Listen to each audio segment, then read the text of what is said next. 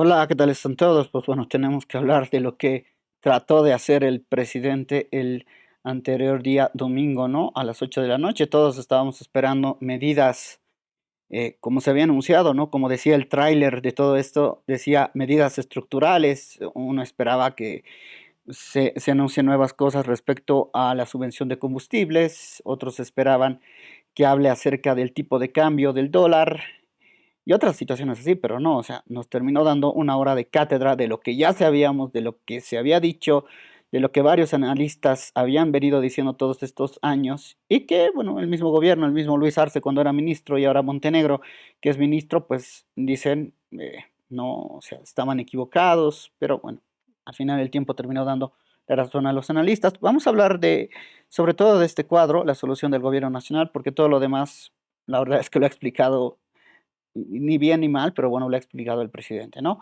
Como siempre, antes les voy a dar algunas yapitas, un consejo ahí que les voy a dar y otro tema también vamos a hablar a la ligera del tema de los créditos del BDP. Pero para empezar el video, vamos a tocar el tema de las criptomonedas y qué es lo que dijo el presidente acerca de este tema. Y otros. Se ha levantado la restricción al uso de los activos virtuales, es decir, la criptomoneda.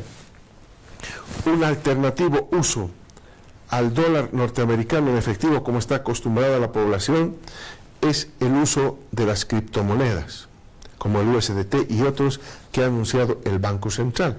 Es decir, no se necesita necesariamente tener dólares hoy en el planeta para hacer transacciones, sino hoy el mundo ha puesto a disposición de la humanidad, de la gente, del pueblo, la posibilidad de poder utilizar estas criptomonedas, que son estos activos virtuales que se crean para poder efectuar transacciones de la misma manera como si uno tuviera dólares en el bolsillo. Y también, entre otros, Ha dicho verdades a medias, ¿no? Ha mencionado el tema de criptoactivos y demás, pero ha dicho cosas que se leen en un libro, cosas que son teóricas. Y todo, sobre todo se ha complicado con el tema del USDT, ¿no? Porque ha dicho el USDT, pues ha tomado como ejemplo el USDT. Y para los que no saben, el USDT, esa dólar digital que nosotros compramos en Binance, se llama USDT, y esa T es por Tether. Y es Tether porque la empresa que emite estos dólares digitales es precisamente, se llama Tether. Pueden googlear eso. Y el USDT es un stablecoin porque lo que le da estabilidad es que está respaldado por un dólar físico. La empresa Tether dice que cada dólar digital que nosotros compramos o podemos transar está respaldado por un dólar físico, es decir, que está pegado. Y lastimosamente, en el mundo de criptomonedas, que es algo que no se está entendiendo muy bien, es que todo tiene finalmente un valor al dólar, ¿no? Es decir, todo está pegado al dólar. Ustedes saben que el Bitcoin se cotiza en dólares y cualquier moneda pues, tiene que ver con el dólar. Ustedes podrán decir, pero es diferente, se transa diferente. No, o sea, al final del día, si tú quieres comprar alguna de estas monedas, tienes que invertir en dólares para comprarlas. Las puedes comprar también en bolivianos, pero con el cambio de ahora, pues a lo que te sale, ¿no? Hay algunas cositas teóricas que no están, creo que no tienen en claro el gobierno acerca del tema de criptomonedas. Pero bueno, eso es algo que en algún otro video voy a tratar de explicarlo de mejor manera. La cuestión es que creo que alguien le está contando un cuento de los criptoactivos y el gobierno no termina de masticar bien ese tema. Un consejo que les doy, no reciban dinero de dólares en sus bancos. Es decir, si tienen una transacción del exterior, si alguien les tiene que pagar algo, si eh, vayan primero al banco, pregunten al banco. Díganle, o sea, me tiene que enviar el dinero tal persona, tal empresa, algo, ¿va a haber algún problema cuando yo quiera retirarlos? Y por más que el banco les cuente algún cuento, háganse firmar un acuerdo de algo, ¿no? Háganse firmar un acuerdo de que de esos, si van a recibir $10,000, por lo menos que les van a entregar $3,000 en físico, o que no les van a entregar directamente, o que les van a dar una tasa preferencial en bolivianos. Hagan eso antes. Si tú tienes que recibir una transferencia del exterior en dólares y tienes una cuenta en dólares en cualquier banco, primero vayan al banco a consultar. Porque lo que está pasando es que pues, los bancos alegremente reciben el dinero Y cuando tú tienes que ir al banco a retirar, uno, que te descuentan una tasa, ya no se sabe por qué, cada banco ojo cerrado le mete una comisión. En algún banco es de $26, otro banco te está sacando entre 5 o 6% de tus dólares, y otro banco directamente dice, no, o sea, los puedes sacar pero en bolivianos. Entonces, no reciban dinero en dólares en sus cuentas bancarias. Ese es el consejo que les puedo dar en este momento. El día de hoy es 11 de septiembre de 2024. Por ahí, en unas semanas más cambia la situación y esto ya no va a valer, pero ese es el consejo de conejo que les doy. Me lo agradecen después. Bien, vamos a hablar de la ligera de ese tema. El gobierno, pues ahí lo tenemos al presidente, lo tenemos al inútil de Montenegro, dando chequecitos sobre un crédito joven del BDP. Que bueno, el BDP tiene varios programas, ¿no? No es el primero que da esto, da a mujeres y demás. Fíjense, a esta emprendedora que es Pronatali le están dando $69,600. Diré, bolivianos, estos créditos son en bolivianos. Que eso al dólar que está como a 11 en estos momentos serían algo así como $10,000, ¿no? A este otro le están dando $129,590. José Pérez, no sabemos cuál es su emprendimiento. A este que se llama Chef Bean le están dando 25,000 bolivianos, que serían dólares, $2,000 nada más. Lo curioso de esto es que, bueno, van a pedir ustedes los requisitos. Bueno, este es el decreto, la resolución administrativa del Ministerio de Finanzas Públicas, y en cuanto a condiciones de elegibilidad te dice, ¿no? Contar con capacidad de pago de acuerdo con el análisis crediticio que debe realizar la entidad financiera previo al otorgamiento del crédito. Se podrá incluir a familiares como deudores y o garantes para respaldar la operación de crédito. No he podido encontrar la documentación oficial, que es lo que te pide el BDB para realizar esta operación. De hecho, lo único que hay cuando tú entras a la página del BTP son requisitos generales, ¿no? Plan de negocio del emprendimiento que demuestre viabilidad, fotocopia de carnet, factura de servicios básicos, croquis de ubicación de la unidad familiar y unidad productiva y otros de acuerdo a la actividad. Sí, lo único que he encontrado es esta nota en un medio de prensa donde nos dice ¿qué garantías se solicitará? Las garantías incluyen las convencionales hipotecarias de algún inmueble y no convencional, aval, seguro, contrato de venta futura, el mismo producto almacenado, maquinario personal, dependiendo del monto, con un periodo de gracia de hasta 2 años. Bueno, si es algún inmueble, o sea, si tú tienes una casita, algún terrenito y tienes entre 18 y 75 años, pues te dice básicamente este crédito, empeñalo o hipotecalo con el BDP y te vamos a dar estos míseros 25,000 bolivianos. Si yo soy emprendedor, ¿qué es lo que hago? Pues tengo un bien inmueble, lo hago trabajar, coloco ahí mi oficina, lo vendo, no sé, o sea, haciendo cualquier cosa consigues más dinero de lo que te está dando el banco. O sea, esa es la realidad. Por otra parte, cuando tú empiezas a hacer empresa, bajo las reglas del banco, pues tienes que abrirte al NIE, tienes que cumplir con todo lo que la normativa para empresas hace, y les digo que eso es bastante complicadito de pagar. Básicamente ahí se va a ir todo tu crédito. Lo veo como lo que es, ¿no? O sea, viene de gente que nunca ha hecho empresa en su vida, gente que siempre ha sido teórica, este cuate que siempre ha sido profesor, este otro cuate que también siempre ha estado en función pública, es decir, no son gente productiva. Y lastimosamente el BDP tampoco se arriesga con, con créditos para emprendedores como tendría que ser, como es en otros países, ¿no? Siempre se aseguran bien. Así es que bueno, ya ustedes vayan a consultar y vean si cumplen los requisitos. Yo por lo que veo simplemente ha sido una propaganda del gobierno. Vamos a revisar ahora este temita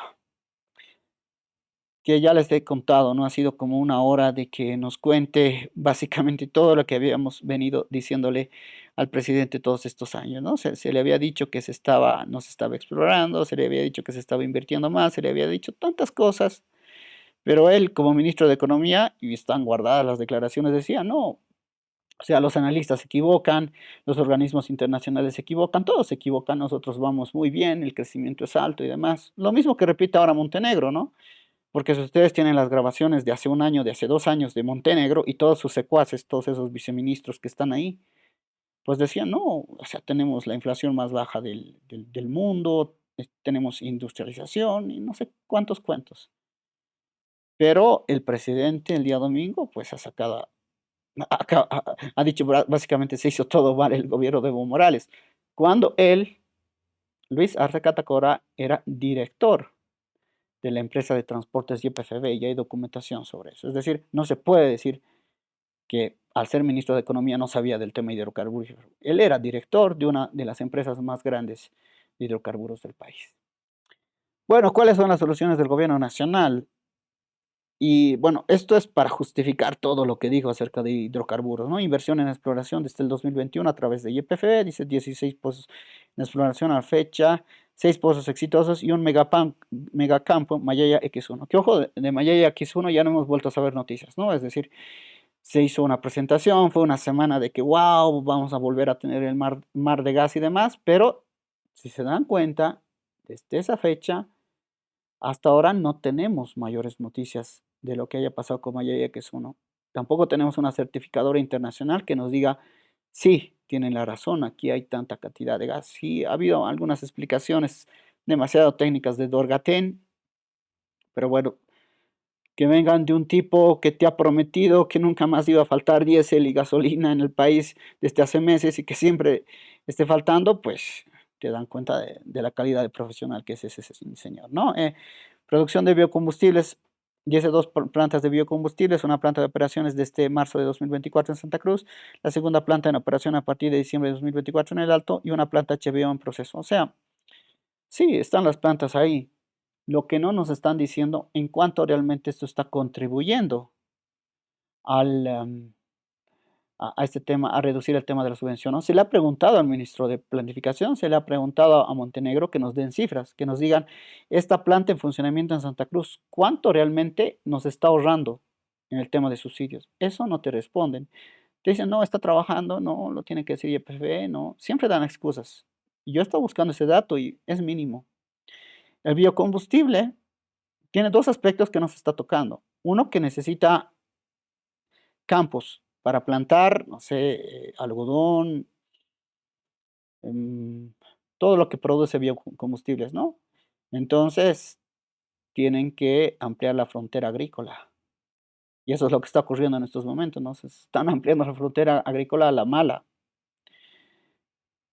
pero tiene que ver, tiene muchas incidencias medioambientales ese temita. Y por otra parte, tampoco, o sea, tampoco va a sustituir al diésel. Eso hay que ser sinceros, es decir, solo es como un paliativo, pero el gobierno lo da como si fuera una solución estructural. Pero hay que hacer números. Creo que ni el 30% ni el 40% te va a ahorrar, ¿no? Es decir, sí es una buena idea, pero denos datos, no nos dan datos. Incentivo al sector privado para la producción de biocombustibles. Bueno, aquí se ha dicho, ¿no? Es decir, si tú traes maquinaria o lo que sea para poner tu plantita de biocombustible, pues tienes que esto, ¿no? Cero IVA, cero gravamen para la importación, financiamiento a través del FIREDI, o sea, pero lo que ellos no dicen es que cuando tengas ese decreto tú no vas a poder vender ese biocombustible como tú quieras, se lo tienes que dar sí o sí a YPFB y YPFB va a ser la que va a comercializar eso. Ahora, tal vez a algunos empresarios les convenga, pero yo, empresario, pues no me gustan esas reglas, ¿no? O sea, si yo invierto mi capital para traer maquinaria, para poner mi planta, la quiero vender como yo quiera, no quiero que me la compre YPFB y luego le tenga, me deba plata YPFB, como está ocurriendo. O sea, pregunten a los mineros cuánto dinero les debe la metalúrgica de Vinto por refinación, por ejemplo. Pregunten a las empresas constructoras cuánto dinero les debe el Estado, los ministerios. No, o sea, el Estado está quebrando varias empresas y eso es comprobable, solo que medidas a corto plazo, se presentó el proyecto de ley incentivos y desburocratización para la exploración y explotación de hidrocarburos, ya sea de estos reservorios nuevos o de estos reservorios ya explotados en exploración. Proyecto de ley 462-2324 en tratamiento en la ALP. Bueno, primero que nada, las empresas internacionales no van a venir con las condiciones de la nacionalización acá al país, ¿no? Y ha sido algo clarito que lo ha dicho el ex ministro de Hidrocarburos. Ha dicho, necesitamos una ley, una nueva ley de hidrocarburos, necesitamos una nueva ley de inversiones. Básicamente ha dicho que la nacionalización estuvo mal, pero el gobierno no lo interpreta así, pero bajo las condiciones actuales del país, y sin tener campos probados, las empresas no van a venir. No sé qué tanto dice este proyecto de ley, pero básicamente, si no cambian las leyes mayores, pues tampoco va a suceder nada. Se tomaron medidas de control al abastecimiento de combustibles, control, o sea, nos habían dicho, ¿no? ¿Se acuerdan cuando crearon el BESISA? No, nunca más van a vender ¿qué se llama? A gente que no está registrada en el BESISA, autos que no tienen placa y demás. O sea, nos vendieron una historia tremenda. Al final el BESISA no sirve. Ahí tenemos no sé cuánto parque automotor chuto que, sobre todo en las provincias, ¿no? Eh, Están conduciendo ahí y siguen conduciendo combustible. Se ha dicho que los militares controlen, pero no, o sea, y no están pudiendo controlar tampoco. Siguen agarrando, digamos, a gente que está contrabandeando la gasolina, pues bueno, o sea, como si en 1920 Estados Unidos, recordarán, ¿no? Y hay películas de eso, prohibía el tema de alcohol, igual nomás se crearon las mafias y demás, igual se está creando en Bolivia, y más ahora, digamos, de que tener diésel y gasolina es como tener oro, ¿no? Los puedes vender a 3, 4 veces su precio, es decir, es un negocio bastante atractivo, donde están involucradas también autoridades nacionales, por si acaso. Entonces, no. Se efectuaron negociaciones con países proveedores de combustibles para contratos más favorables y de más largo plazo. Bueno, aquí supongo que habla de Rusia. Y esto está en negro, ¿no? No se sabe cuál es el acuerdo. Recordarán que el ministro, el ministro Bailarín dijo, y han llegado buques de Rusia y y a las 2 días, 3 días, todo el gobierno, no eran de Rusia, no han llegado. Y luego cuando estábamos en problemas hace unas semanas, Turgaten, pues, no importa de dónde llegue el combustible, la cuestión es que llegue. Todo es en negro ahí, no se sabe, tampoco se puede investigar mucho más. Se implementaron incentivos a las exportaciones para la generación de divisas, CDIMS y otros. Habrá que ver, pero el tema de las exportaciones va un poquito, o sea, exportamos lo mismo desde casi siempre, ¿no? El gobierno ha intentado camuflar el tema de la manufactura diciendo que algunas cositas de oro las vende como manufactura, pero al final sigue siendo materia prima. Y exportamos muy poco y en este contexto difícil que exportemos, porque si no podemos importar insumos, tampoco podemos generar suficiente para exportar, a menos de que exportemos lo mismo de siempre, ¿no? Minerales, soya, hidrocarburos. Esa es la realidad. Se levantó la restricción al uso de activos virtuales, que es, esto les voy a decir una cosita. Ustedes entren a Binance y hagan su cálculo de cuántos USDTs hay, cuáles son las transacciones, y se van a dar cuenta de algunas sorpresas con eso.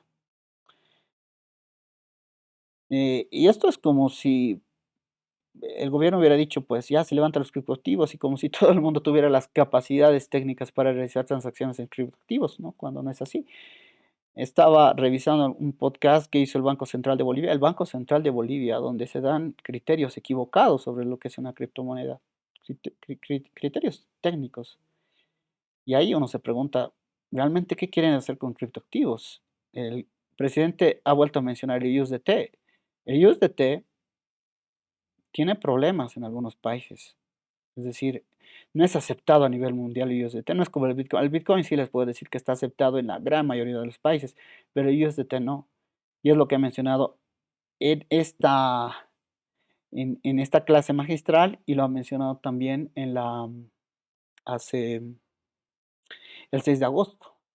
Entonces, hay conceptos que están equivocados, creo que en el gobierno sobre el tema de criptomonedas, que se lo podría manejar de mejor forma si se tuviera a gente capaz de manejar todo esto, ¿no? Es decir, no sé si una moneda digital boliviana, un blockchain digital o que el Banco Unión habilite estas transacciones directamente a través del banco o a nivel internacional, donde ya no dependamos de plataformas como Binance o RTM. Digo nada más para que las transacciones sean seguras, ¿no? Porque con esto que se ha causado, la verdad es que están ocurriendo una serie de cosas que ya les voy a contar en otro video, pero, o sea, no, sí, gracias por haber levantado eh, el tema de la restricción, pero tampoco está solucionando demasiado. Porque además, como les comentaba en otro video, pues para comprar un USDT igual nomás los compras a 11 bolivianos. Entonces, preferible, compras nomás el dólar físico. Aunque bueno, para hacer transacciones al exterior, sí, es un lío eso. Se creó la ventanilla única de comercio exterior de Bolivia, BUCE, para facilitar el comercio exterior, Decreto Supremo número 5211. Este tema del bus está desde el 2016 ya. Yo recuerdo cuando estaba trabajando en cierta institución, ya se estaba armando esto. No sé por qué nunca se lo terminó de afinar. Luego el gobierno de Yanine Áñez sacó un decreto, del cual varias partes de ese decreto fueron copiadas para este decreto. Luis Arce, en toda su ignorancia, entró y derogó ese decreto. No, no está. Igual que devolvió los fondos del Fondo Monetario Internacional. Y ahora estamos viendo la verdad de la milanesa, ¿no? Es decir, bueno, la verdad es que no le he encontrado mucho sentido a lo que pasó este día domingo. Uno esperaba un poquito más y creo que se ha notado realmente que estamos un poco a la deriva. Los bancos están cada vez con más restricciones, no se pueden hacer transacciones. Las cosas se están elevando de valor. De hecho, la última información del INE ya ha sido un poquito más real. No es la real, pero ya están mostrando números críticos, ¿no? Es decir, y cuando el gobierno no sabe dar soluciones, pues sálvese quien pueda prácticamente. No sé, y yo les digo, vayan tomando sus previsiones porque las cosas no pintan bien. Y esto que hizo el presidente, para mí, lo terminó afectando más que favoreciendo, porque mostró que no es un buen economista, mostró que tampoco es honesto, porque siendo él el ministro de Economía del presidente al que tanto está criticando, pues no puedes hacer eso. Y no solamente fue cualquier ministro de Economía, no, fue el ministro de Economía, un tipo que se hizo reconocer por todo el mundo como el creador de un nuevo modelo, como la Bolivia exitosa o algo así.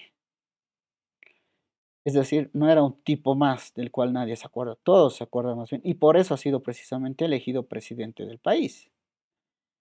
Pero nos estamos dando cuenta de que su modelo básicamente se basaba en gastar toda la riqueza generada antes de la llegada del MAS. Porque hay que ser claros, el resultado de tantos campos de exploración fueron resultado de la política de privatización de Gonzalo Sánchez de Lozada. Luego el MAS aprovechó muy bien eso y les puso nuevas condiciones a las empresas, que eso es algo que hizo bien. Pero al poner esas nuevas condiciones también ahuyentó la inversión en exploración. Y todas esas acciones fueron coordinadas con este señor también. Es la realidad. Bueno, gracias a los que llegaron, si es que llegaron hasta esta parte del video, pero bueno, tenía que decir algunas cosas. Esperemos, la verdad es que todo mejore. Nadie en realidad, nadie quiere que las cosas estén mal en el país.